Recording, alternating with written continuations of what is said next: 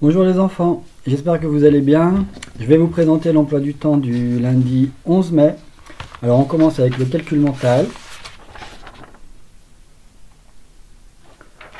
Aujourd'hui, on change d'activité sur Calculatis. L'activité que vous allez découvrir, c'est dans la partie, toujours la même, la partie de résoudre des problèmes avec l'addition et la soustraction. C'est l'activité qui s'appelle le viaduc. Alors un viaduc, c'est une sorte de pont.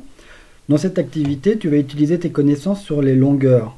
Je t'explique un petit peu de quoi il s'agit. Tu vas avoir un dessin, une animation, avec un pont à construire. Donc tu as le début du pont, tu as la fin du pont, et il manque toute cette partie-là. Et alors, pour la construire, et tu sais, pardon, j'ai pas fini, tu sais qu'il y a 200 mètres de trous à remplir ici, à combler. Alors pour faire cette partie-là du pont qui manque et qui mesure 200 mètres, tu as des morceaux à assembler.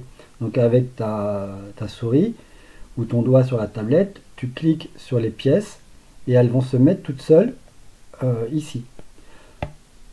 Mais pour que ce soit un exercice intéressant, tu dois compter, calculer les morceaux qui, mis bout à bout, vont faire 200 mètres.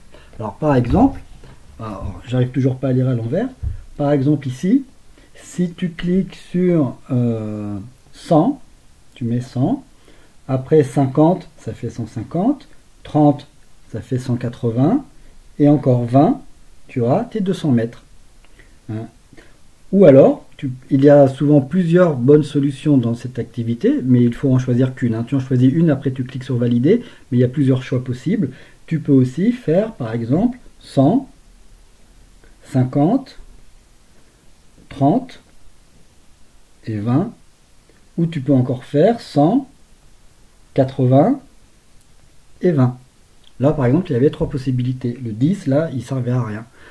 Voilà, donc il y a une série d'une dizaine d'exercices comme celui-là qui se succèdent pour que tu révises et que tu t'entraînes à utiliser tes connaissances sur les longueurs. Ajouter des longueurs pour obtenir une certaine longueur. Donc ça peut être 100 mètres, ça peut être 200 mètres et tu as des morceaux de différentes tailles. Voilà, quand tu auras terminé cette activité sur Calculatis, tu pourras continuer à réviser tes tables de multiplication dans ton cahier de la classe à la maison. Cette semaine, on travaille sur les tables de 2, 4, 8 avec les types d'exercices dont tu as l'habitude, des opérations en ligne avec des trous. C'est la meilleure façon pour réviser ces tables. Donc continue à le faire sérieusement pour ne pas perdre cette connaissance qui est très, très utile pour les calculs. Après le calcul mental, ce sera l'heure de l'étude de la langue.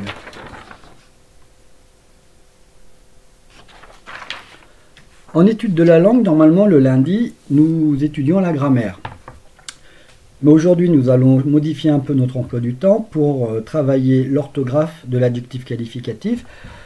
L'orthographe, le jour habituel, c'est le vendredi, mais comme nous avons eu 2 vendredis successifs fériés pendant lesquels je ne vous ai pas donné de travail écrit, nous allons rattraper un petit peu ce travail sur l'orthographe de l'adjectif qualificatif. Donc on avait déjà vu en grammaire son rôle, sa place. Aujourd'hui, tu vas étudier son accord au féminin.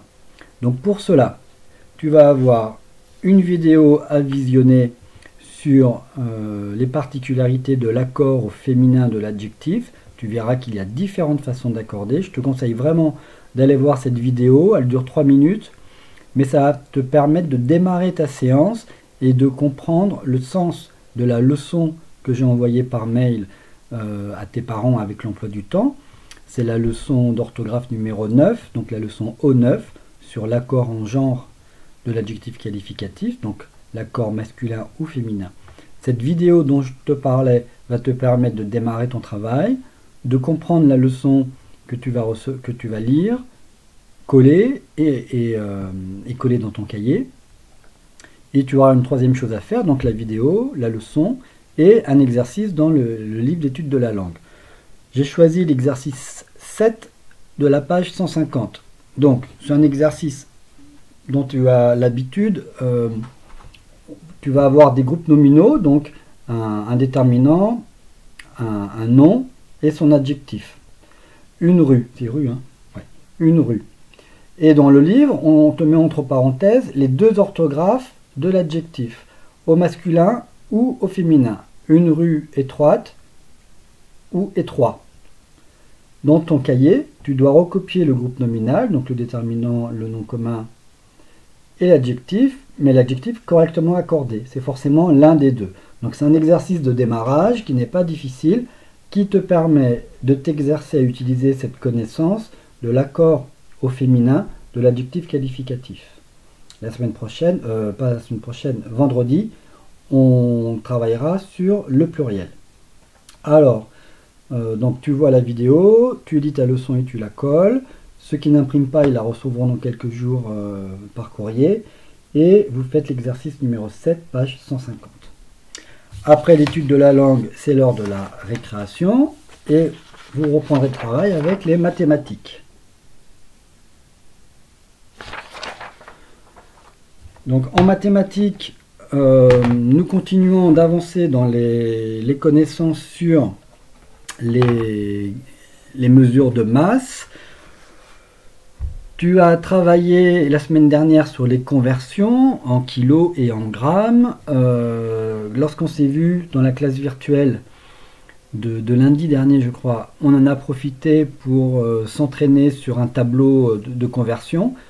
Je te rappelle que ce type d'exercice de conversion se fait avec un tableau de conversion. Ce n'est pas la peine d'essayer de le faire de tête. Moi, si je dois convertir 2400 mg en grammes, j'ai de grandes chances de me tromper. C'est quand même une activité de réflexion pour transformer l'unité de mesure pour la conversion qui est particulièrement difficile à faire de tête. Donc on utilise pour ça des outils qui nous permettent de mettre des étapes et de s'organiser pour réfléchir. Et cet outil, c'est le tableau de conversion. On l'utilise pour les mesures de longueur, on l'utilise aussi pour les mesures de masse. Donc vraiment, ne cherche pas à faire ça de tête, fais-le avec des tableaux de conversion. On aura l'occasion d'y retourner plus tard. Là aujourd'hui, ce qu'on va faire sur les masses, ça va être d'estimer, d'adapter le bon choix de l'unité. C'est-à-dire que maintenant tu connais un petit peu les différentes unités, tu connais les rapports entre elles, les grandes, les petites, tu connais leurs noms. Et donc tu vas avoir deux exercices. Un premier qui va être de ce genre-là. Donc dans ton livre de maths, c'est l'exercice numéro 2 de la page 128. On va te donner une phrase qui te demande de compléter avec la bonne unité. Donc la masse d'un chat, c'est 7. Et tu devras écrire dans ton cahier, si un chat, ça pèse plutôt 7 tonnes, 7 kilos ou 7 grammes. Là, c'est une connaissance, c'est une compétence qui me permet de vérifier que tu sais utiliser les unités de mesure de masse. Parce que c'est bien beau de les convertir, de savoir que ça existe, mais c'est très utile de savoir à quoi ça correspond pour des objets réels. Un chat, ça va plutôt peser 7 tonnes, 7 kg, 7 grammes. Bien sûr, je te donne la réponse. Ici, l'unité qui s'adapte pour la masse d'un chat, c'est 7 kg. Ça sera l'exercice numéro 2. Il y a 3-4 questions comme ça. Après, tu feras le numéro 4. C'est un peu le même genre. On est toujours sur bien adapter l'unité de mesure à un objet qu'on pèse.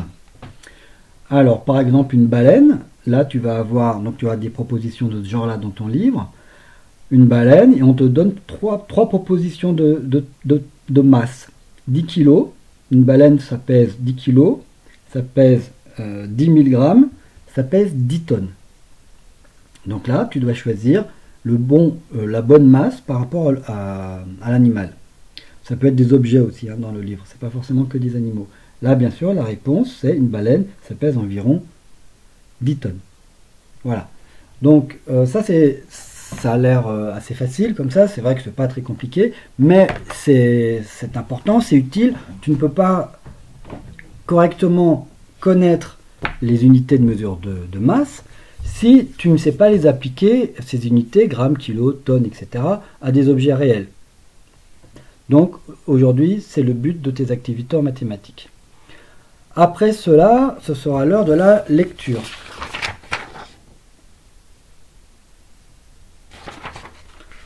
Alors en lecture, nous changeons de manuel, on laisse de côté pour l'instant comme un livre, on reprend le manuel d'études de la langue. Vous allez travailler sur un texte un peu plus court, ce sera le texte de la page 17. Pour l'instant aujourd'hui, il s'agit de le lire simplement, toujours 2 fois, silencieusement et à voix haute.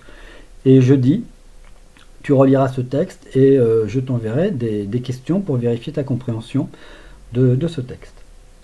Après ce travail sur la lecture, ce sera la récréation. Et pour le sport, je te propose une nouvelle vidéo. Elle est bien plus longue que les vidéos précédentes. Elle fait une vingtaine de minutes. Donc j'espère que tu seras en forme pour faire cette longue séance de gym. C'est une vidéo que je ne t'ai jamais envoyée. Je pense que ça devrait te plaire, ça devrait te donner des idées pour t'activer un petit peu chez toi.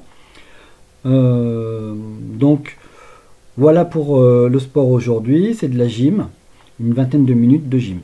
Et puis on pourra se retrouver tout à l'heure dans la classe virtuelle à 13h30. On reprendra le travail un peu sur les mathématiques, l'adaptation et le choix de l'unité de mesure. On prendra peut-être aussi un moment pour retravailler l'orthographe de l'adjectif qualificatif. Et puis on se donnera un temps également d'amusement, de détente, où on continuera à se lancer des défis sur les charades, les devinettes et les énigmes. Voilà, je te souhaite une bonne journée, travaille bien, et puis on se retrouve tout à l'heure dans la classe virtuelle.